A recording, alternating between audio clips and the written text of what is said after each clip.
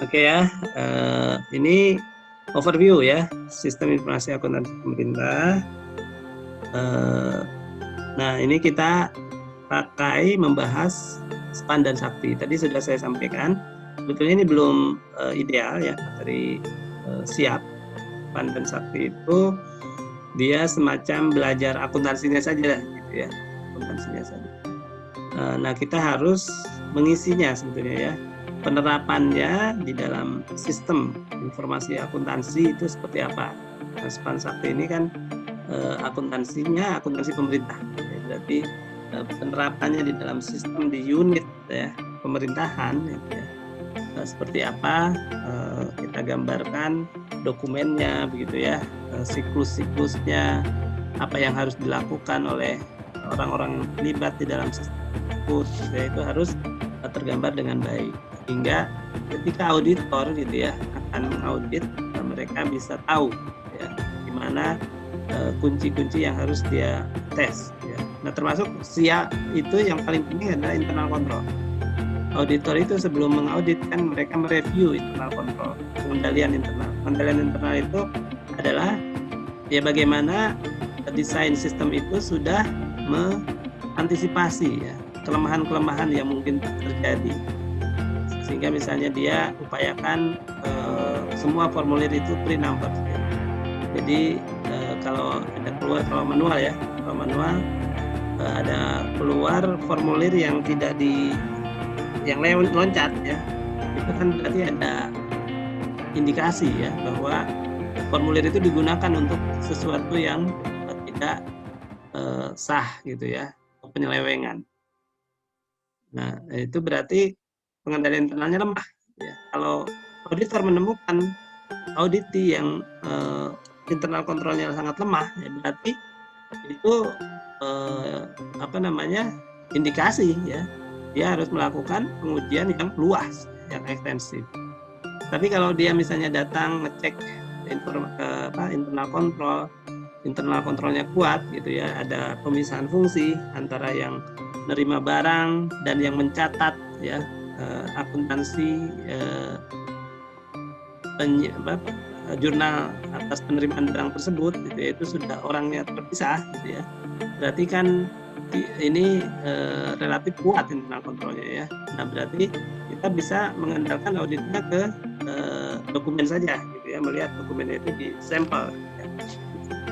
Oke enggak, sebenarnya enggak gitu ya, karena kita dan mungkin juga bisa kita tes gitu ya, internal kontrol itu jalan tidak, itu menjadi keyakinan bagi auditor dan menjadi dasar bagi auditor untuk melakukan pengujian selanjutnya. Nah, oleh karena itu yang belum ada di sini adalah internal kontrolnya, dokumennya apa saja dan lain-lain. Mungkin jadi tugas Anda nanti untuk menyiapkan bahan ajar ya untuk siap yang lebih ideal. Ini jadi masih yang belum ideal. Nah, ini kita awali ya dengan melihat siklus keuangan negara gitu ya. Jadi dalam keuangan negara kita yang kira-kira siklus yang yang dilalui meliputi budget preparation kan ya, persiapan anggaran. Ini sebetulnya kalau di BJA sudah ada ininya time frame-nya ya. Budget preparation itu bulan apa gitu ya, tanggal berapa harus selesai gitu ya. Kemudian ada budget authorization management ya. Kemudian commitment of funds ya. Ini berarti sudah disampaikan dulu siapa yang bersedia gitu ya jadi penyedia barang dan jasa ya atas rencana anggaran yang kita siapkan itu ya. Sekarang komitmen itu bahkan kalau tidak salah sudah bisa dari tahun sebelumnya ya, tahun sebelum anggaran akan berjalan. Nah, ini silakan nanti dilihat ya. Nah, jadi ada komitmen. Nah, komitmen ini sesudah kita berbasis akrual ini memang jadi harus dicatat ya secara jelas komitmen, sehingga untuk yang belum terlaksana nanti jadi hutang ya, hutang pemerintah. Nah, kemudian payment and receipt management. Di tahun anggaran berjalan kita mulai dengan ada penerimaan dan ada pembayaran gitu ya atas beban atau kegiatan-kegiatan yang harus ditanggung oleh pemerintah, beban-bebannya. Nah, jika diperlukan di BUN ya, ada pengelolaan debt dan AIDS ya, manajemen pengelolaan utang dan bantuan-bantuan yang masuk ke pemerintah Indonesia. Nah, tapi ini fokus di satu unit ya, BJPPR gitu ya, dan mungkin di PEN ya. Nah, kemudian cash management ya, cash management penting juga nih. Jadi kita memanfaatkan kas-kas yang idle gitu ya. Nah, jangan sampai kas itu terlalu berlebihan kita berikan ke KPPN ya untuk membiayai anggaran dari kantor-kantor di bawahnya. Kenapa? Karena ini namanya sumber daya itu kan harus dimanfaatkan betul ya, karena ya ekonomi kan adalah bagaimana mencapai hal yang sama dengan biaya yang sekecil-kecilnya kan ya sebetulnya, tapi memperoleh manfaat yang sebesar-besarnya. Nah, nanti ini direview budget itu laporan keuangannya ya, dan kemudian menjadi dasar untuk penyusunan anggaran berikutnya, budget preparation. Nah, hasil pelaporan nanti diaudit dan dievaluasi. Kira-kira seperti itu siklus pengelolaan keuangan pemerintah kita ya. Nah, dasar hukum SPAN ini izin Pak. Ya, masih 10 jam. Ya. Ini Pak, ini bahan tayangnya untuk pertemuan 2 atau gimana Pak? Kayaknya pertemuan soalnya 1, yang Bapak, tapi ada 2 slide. Oh begitu. Ya, pertemuan 1 itu slide 1 tadi dan slide 2 ini ya. Oke ya, saya lanjut ya. Ya nanti dilihat ya, itu memang bahan lama. Nah, kemudian tadi ini SPAN ini terakhir dengan PMK 154 ya, tentang pelaksanaan SPAN ya 2014. Nah, kemudian kita lihat SPAN adalah sistem terintegrasi seluruh proses yang terkait dengan pengelolaan APBN yang meliputi modul penganggaran, modul komitmen, ya, modul pembayaran, modul penerimaan. Ya, itu tadi yang sudah saya sampaikan ya. Menggabungkan beberapa fungsi. Nah, jadi sebelumnya kan kita ini belum memanfaatkan teknologi high tech ini ya di dalam sistem informasi gitu ya. Jadi kita menggunakan database semacam ya server inilah lokal saja ya. Jadi di yang Saiba dulu, sebelum Saiba itu SAKPA, ya, sistem akuntansi kuasa pengguna anggaran ya. Itu sistemnya aplikasi berbasis MySQL gitu ya, yang memang sudah berbasis server, tapi antar server itu tidak nyambung gitu ya. Jadi server di Satker itu sendiri, server di Perben sendiri gitu. Jadi Perben memproses pembayaran ya berdasarkan memang permintaan dari Satker gitu ya. Anggaran sama gitu ya. Pada saat anggaran juga nanti DJA gitu ya yang punya aplikasinya. Aplikasi DJA itu namanya aplikasi DIPA ya, aplikasi DIPA, aplikasi RKKL 2 itu ya.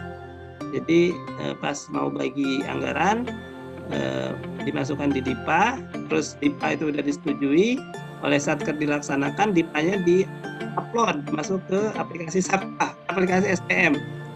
Ya, dari aplikasi SPM masuk ke aplikasi pada saat mau laporan, masukin ke aplikasi SAKPA gitu ya, namanya transfer gitu ya, kirim gitu ya, diterima nanti di aplikasi SAKPA diterima. Nah, jadi kita berkali-kali melakukan hal yang sama gitu ya, karena beda-beda aplikasi. Untuk kebutuhan ini aplikasi ini, untuk kebutuhan ini aplikasi.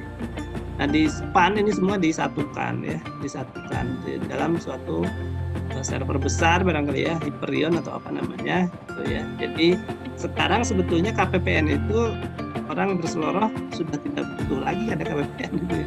Dari kantor masing-masing di satker di pelosok itu dia masukin data udah langsung bisa kelihatan di kantor pusat di DJPPN di Jakarta City gitu ya. Ada permintaan SPM pembayaran ya dari kantor di mana. Jadi otomatis anggaran kita, kas kita itu sudah update gitu ya. Kalau sudah dikeluarkan itu apa sisa anggaran gitu ya. Sisa anggaran untuk si satker di sana itu ya. Nah, untuk Indonesia yang luar biasa besar ini gitu ya. Sistem ini luar biasa gitu kan. Makanya dari dulu kita nggak bisa menyiapkan ini. Nah, tapi kita baru bisa sekarang gitu. Nah, ini teman-teman kayaknya kita juga tinggal 3 menit lagi. Saya tawarkan saja apa cukup aja dulu ya untuk pertemuan pertama, nanti silakan dibahas berikutnya. Takutnya sudah lari di pertemuan pertama, Anda sudah capek di tengah-tengah. Ini bahannya kan sudah, nanti saya lihat lagi yang baru, nanti saya share lagi kalau yang tadi memang ternyata keliru ya, yang sudah saya share. Nah, tujuan SPAN meningkatkan efisiensi, efektivitas, akuntabilitas, dan transparansi ya dalam pengelolaan anggaran dan perbendaharaan negara. Nah, menyempurnakan proses bisnis ya, jadi yang tadinya terpisah-pisah menjadi terintegrasi ya, memanfaatkan teknologi informasi keuangan negara yang terintegrasi.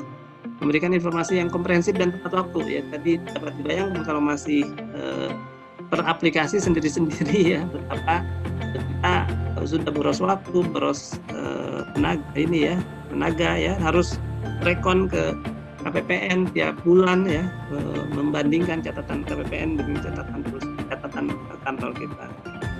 Memudahkan pengambilan keputusan dalam manajemen keuangan pemerintah. Nah, sasaran SPAN otomatisasi ya, meningkatkan keandalan proses penganggaran, meningkatkan efisiensi layanan ya. Jadi ini semacam sekarang kalau WFH flexible working space yang tadi saya cerita itu keniscayaan gara-gara kita ada COVID gitu ya. Nah, kalau ini dulu kita rencanakan betul ya SPAN ini ya.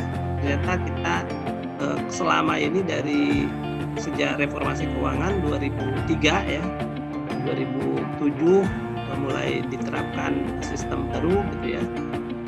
2010, 2016 gitu ya, baru 2017 kali ya baru kelihatan SPAN 2018 ya. Nah, Sakti juga ini ya, jadi SPAN ini memang baru di atas nih di anggaran perbendaharaan ya. Nah, itu untuk bunnya gitu ya. Nah, kemudian dan ini kan harus tercatat semua usernya itu ya di SPAN ini, dan pengadaannya kan oleh oleh LG ya dulu itu ya, ada provider IT khusus dari Kementerian Keuangan. Ini gimana, kita selesai aja ya, nanti silakan dilanjutkan mempelajari ini ya. Saya mohon maaf jika banyak kekurangan pada pertemuan kali ini, sudah 80 menit ya, 2 kali 40 menit ya. Kita bertemu lagi di kesempatan minggu yang akan datang ya. Silakan nanti disiapkan pengerjaan tugas-tugasnya. Terima kasih. Assalamualaikum warahmatullahi wabarakatuh. Waalaikumsalam warahmatullahi wabarakatuh. Terima kasih Pak. Terima kasih Pak.